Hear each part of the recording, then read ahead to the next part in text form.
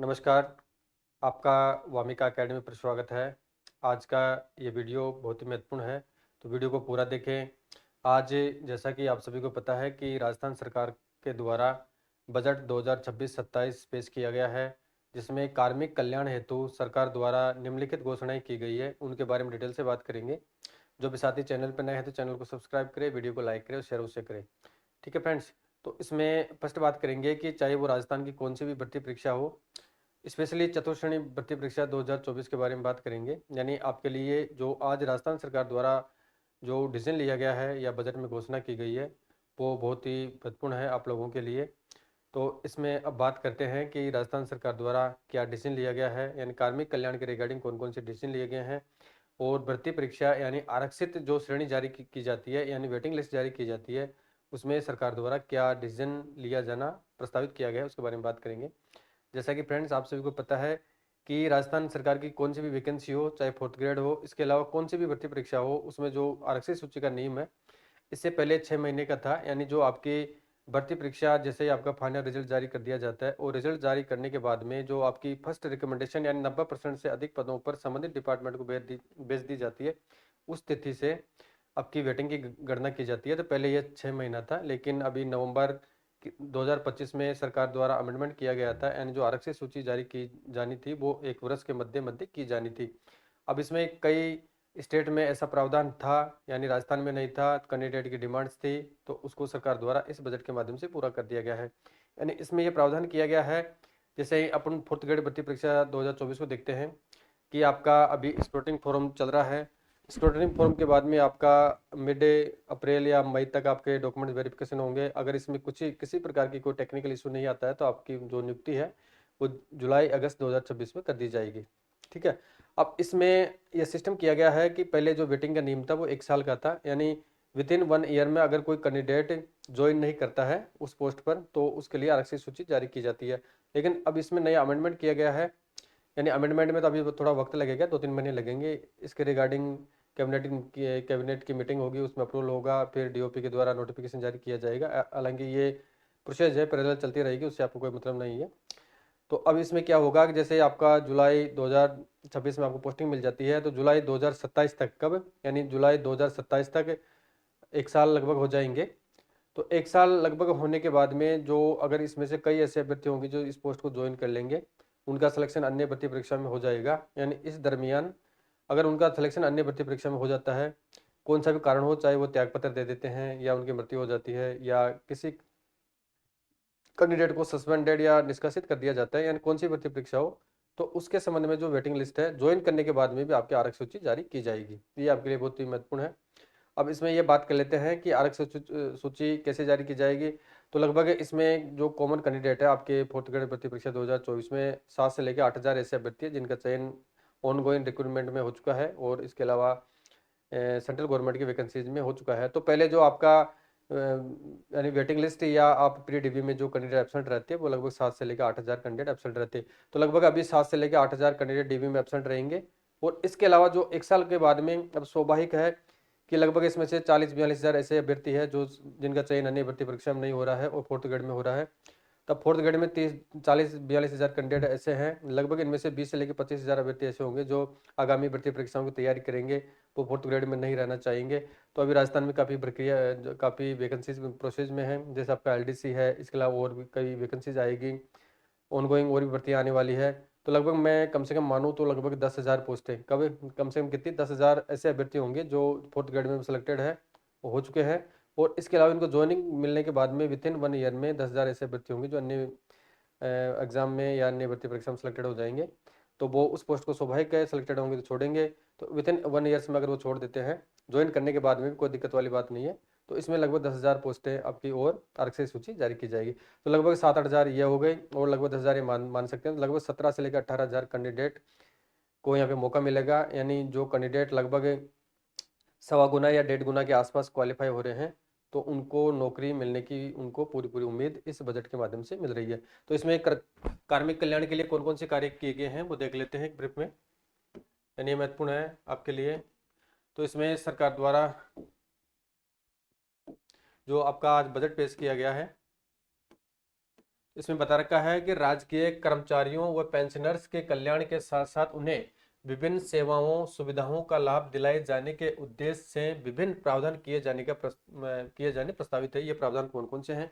तो फर्स्ट आपके लिए जो महत्वपूर्ण है, 1 नंबर का पॉइंट है, यानी जो बेरोजगार अभ्यर्थी है उनके लिए 1 नंबर का पॉइंट है, और जो ऑलरेडी गवर्नमेंट सर्विस में है जो भी कर्मचारी है उनके लिए जो बाकी पॉइंट दे रखे हैं वो महत्वपूर्ण है, तो उसके बारे में बात करेंगे। तो इसमें क्या बता रखा है कि राजकीय विभागों, यानी कौन सा भी राजस्थान सरकार का डिपार्टमेंट हो, चाहे वो ऑटोनोमस बॉडी हो या कॉर्पोरेशन हो या राजकीय डिपार्टमेंट हो, राजकीय विभागों में रिक्त पदों को शीघ्रता से भरने एवं प्रतीक्षा सूची के अभ्यर्थियों को समुचित अवसर प्रदान करने की दृष्टि से किसी पद पर अंतिम रूप से चयनित अभ्यर्थी, यह महत्वपूर्ण है, यानी किसी पद पर अंतिम रूप से चयनित अभ्यर्थी की कार्य ग्रहण के पश्चात, कब, यानी कार्य ग्रहण के पश्चात 1 वर्ष, बता रखा है 1 वर्ष, तो 1 वर्ष की अवधि में सेवा के परित्याग। अब इसमें 3 कारण है, यानी किस प्रकार से सेवा को खाली माना जाएगा, या तो कोई अभ्यर्थी त्यागपत्र दे देता है, ठीक है। अब त्यागपत्र देने का मुख्य कारण यही होता है मोस्टली कि अभ्यर्थी की जॉब करने, अन्य अभ्यर्थी की जॉब किसी अन्य जॉब, अन्य अभ्यर्थी का जॉब किसी अन्य सेवा में लग जाता है, इस कारण से वो त्यागपत्र देता है, या किसी अभ्यर्थी की मृत्यु हो जाती है उस कारण से पोस्ट खाली होती है, या इसके अलावा पदच्युति यानी टर्मिनेट, किसी अभ्यर्थी को अगर प्रॉपरली काम नहीं कर पाता है तो उसको टर्मिनेट कर दिया जाता है, इस कारण से पोस्ट, 3 प्रकार से पोस्टें खाली होती है, तो मोस्टली इसमें परित्याग होगा। तो परित्याग, मृत्यु, पदच्युति होने की स्थिति में उस पद के विरुद्ध वर्गवार यानी प्रत्येक कैटेगरी वाइज वर्गवार प्रतीक्षा सूची यानी आरक्षित सूची के अभ्यर्थियों से चयन किए जाने के संबंध में प्रावधान किए जाएंगे, ठीक है। अब ये घोषणा कर दी। अब इसमें जैसे ही आपका विधानसभा सत्र कंप्लीट होगा तो इसके रिगार्डिंग कैबिनेट मीटिंग होगी, कैबिनेट मीटिंग में ये प्रपोजल रखे जाएंगे, पास किए जाएंगे, और उसके बाद में इसके रूल्स बनाए जाएंगे, क्या क्या इसके जो नॉर्म्स होंगे, रूल्स होंगे, वो कंडीशन डाली जाएगी, और फिर डीओपी के यानी कार्मिक विभाग राजस्थान सरकार द्वारा इसके आदेश जारी कर दिए जाएंगे, जल्दी प्रसारित कर दिए जाएंगे अप्रैल मई तक। तो इसमें कई अभ्यर्थी सोच रहे होंगे कि क्या ये प्रावधान 4th ग्रेड भर्ती परीक्षा पे लागू होंगे या नहीं होंगे, तो बिल्कुल 4th ग्रेड भर्ती परीक्षा 2024 पे लागू होंगे, यानी इससे जो इसका लगभग अप्रैल मई के आसपास ये ऑर्डर जारी कर दिया जाएगा। तो अप्रैल मई के बाद में जितनी भी भर्ती परीक्षाएं ऑन गोइंग या पाइपलाइन में है, जिनकी नियुक्ति दिया जाना प्रस्तावित है, तो उन सभी भर्तियों में इसको एप्लीकेबल किया जाएगा, चाहे 4th ग्रेड हो चाहे कौन सी भी हो, उसके बाद में सभी भर्तियों पे लागू होंगे, ठीक है। तो आपके लिए लगभग 17,000 प्लस, यानी 17 से लेकर 18,000 आप मान सकते हैं, ठीक है। 17 से लेकर 18,000 अभ्यर्थियों को यहाँ पे नियुक्ति मिलेगी, यानी जिनका 1.3 में सिलेक्शन हो रहा है, यानी लगभग चाहे कौन सी भी कैटेगरी हो, जिन ऐसे अभ्यर्थी जिनका 1.3 गुना में सिलेक्शन हो रहा है, तो उन अभ्यर्थियों की यहाँ पे जॉब निश्चित है कि इस प्रकार से इतने पदों पर आरक्षित सूची जारी किया जाना 100% सही रहेगा या होगा। नेक्स्ट बात करें, यानी जो ऑलरेडी गवर्नमेंट एम्प्लॉय राजस्थान सरकार में कार्यरत है उनके लिए प्रावधान किया गया है। तो वर्तमान में महिला कर्मचारियों को 1 कैलेंडर वर्ष में चाइल्ड केयर लीव या सीसीएल अधिकतम 3 चरणों में दिए जाने का पहले प्रावधान था। एकल महिला कर्मचारी की विशेष आवश्यकताओं को ध्यान में रखते हुए अब उनके लिए यह अवकाश 6 चरणों में स्वीकृत किया जाना प्रस्तावित है, ठीक है। यानी जो राजकीय सेवा में है उनके लिए है, लेकिन आप लोग जो भी बेरोजगार अभ्यर्थी है अगर इस वीडियो को देख रहे हैं तो आपके नॉलेज के लिए अच्छा है, इसको देखिएगा, आपके जैसे आपका जॉब लगेगा तो आपके ऊपर भी एप्लीकेबल होगा। यानी सरोगेसी से मातृत्व प्राप्त करने वाली महिला कर्मचारियों को राहत दिए जाने के उद्देश्य से सरोगेट मदर को 180 दिवस तथा कमीशनिंग मदर को 90 डेज का मातृत्व अवकाश दिया जाएगा। इसके अलावा 4th नंबर की घोषणा की है, पारिवारिक पेंशन प्राप्त करने वाले विशेष योग्यजन बच्चों को राहत देते हुए प्रति 3 वर्ष में परमानेंट डिसेबिलिटी प्रमाण पत्र प्रस्तुत करने की बाध्यता के स्थान पर सिर्फ एक बार प्रमाण पत्र प्रस्तुत किया जाना प्रस्तावित है। यानी अगर कोई पारिवारिक पेंशन प्राप्त करता है तो कोई पीएच बच्चों को राहत देते हुए सरकार द्वारा जो पहले 3 वर्षों में पीएच का प्रमाण पत्र प्रस्तुत करने की बाध्यता थी, अब उसको हटा दिया गया है, एक बार देना है केवल।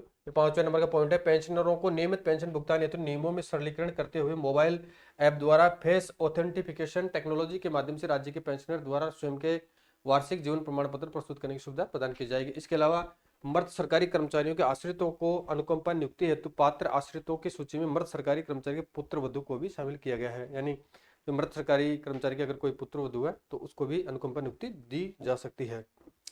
नेक्स्ट 7 नंबर का पॉइंट है, वर्तमान में किसी राजकीय कर्मचारी के ड्यूटी पर रहते हुए दुर्घटना में परमानेंट डिसेबिलिटी हो जाने पर उसके पात्र आश्रित को अनुकंपा नियुक्ति दिए जाने का प्रावधान है, यानी वर्तमान का है। अब क्या प्रावधान किया जाएगा, अब राजकीय सेवा में रहते हुए कर्मचारी को ऐसी डिसेबिलिटी कारित होने पर जिसके कारण वह राज कार्य में सक्षम नहीं रहता है तो भी उसके पात्र आश्रित को अनुकंपा नियुक्ति दी जाएगी। ठीक है।